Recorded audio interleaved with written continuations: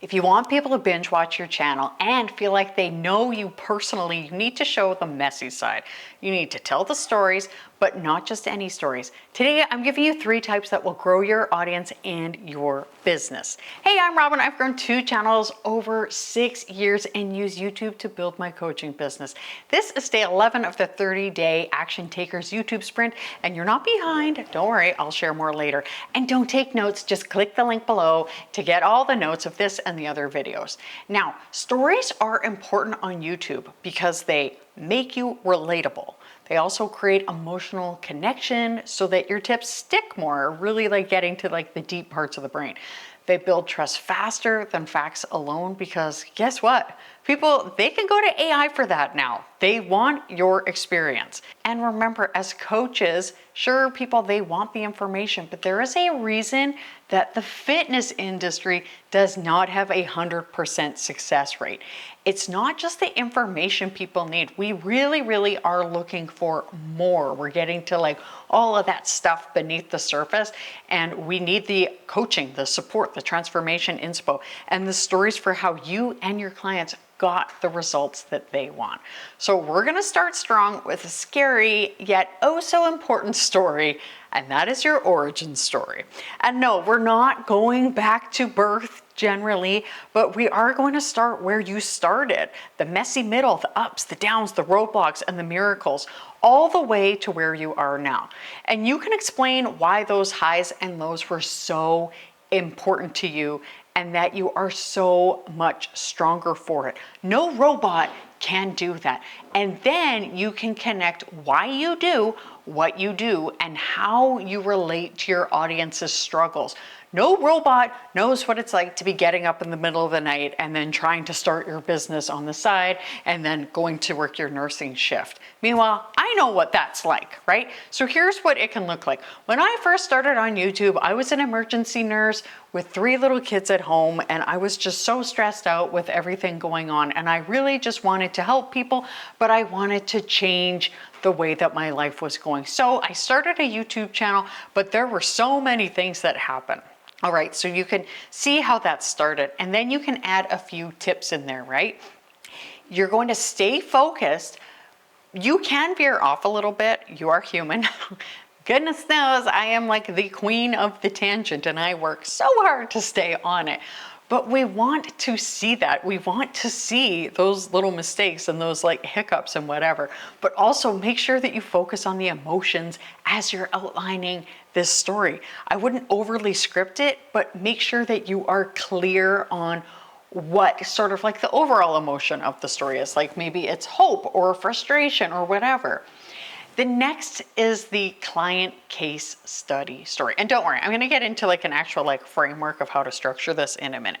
Now, the client case study program. Now, I used to be part of a fitness program, and they would always ask for before photos and measurements and all the things. And yes, of course, this was totally optional, but this was really smart because this is the before.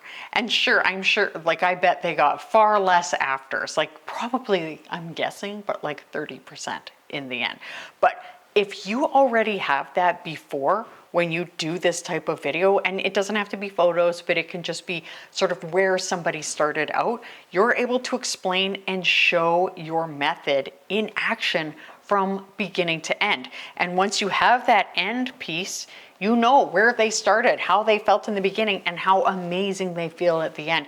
And it's okay if you don't have a coaching field with photos, like I said. Just go ahead and just list out where they were, the struggles they had, all of the things. And remember the emotions I mentioned in the origin story. That is the same for this.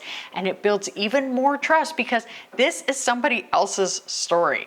So you could start with something like, I work with a client who, relatable struggle, share how they felt and how they were impacted, and then what struggles they had along the way, and finally where they are now and how things are different.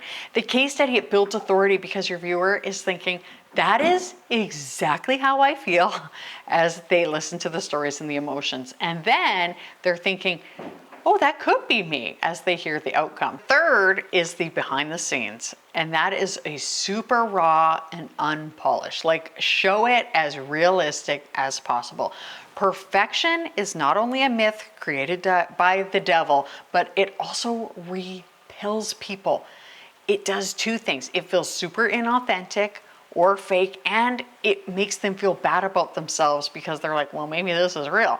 Because then they're like, I'm not actually living up to what is being shown. So in the behind the scenes, you get to break down that expert wall. So your audience feels like they know the real you. They see that you love tea and not coffee, and that you don't wake up looking perfect. And that maybe your hair is like super frizzy and you have rosacea and you have two like disabled cats running around in the background who they're fine. It's just their cerebellum, but they're very loud and disorganized. Anyway, there are a few ways that you can do this though. You can do a day in the life where you bring them along, and I wouldn't suggest doing like this like even once a month, but it's very helpful, where you bring them along with you from start to finish, and anytime you make a mistake, like you drop something because maybe you're super clumsy like I am, and you drop stuff all of the time, or when something good happens and you get excited, they can see that, and it builds connection. Like, it just makes you so much more relatable and human.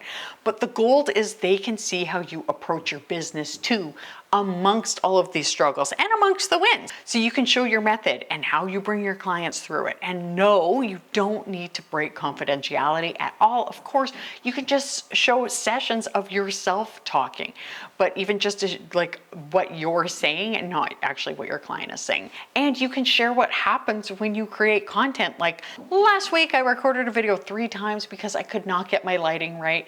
Here's what I learned. Or make sure that your microphone is plugged in, because goodness knows so many of us have made that mistake. And I have another really big tip, and that is to share lessons learned and not just the struggles. A few years ago, I was notorious.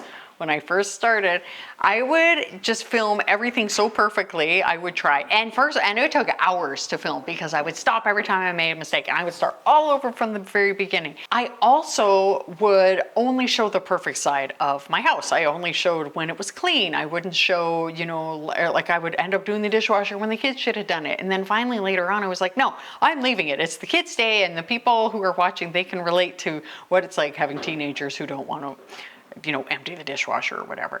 And I also was really bad for pointing out why things were bad and hazardous and all of the things. And they ended up feeling really down and hopeless. So instead, yes, you can do that. You can be like, yeah, like this sucks, right? But then you leave people with hope and inspiration.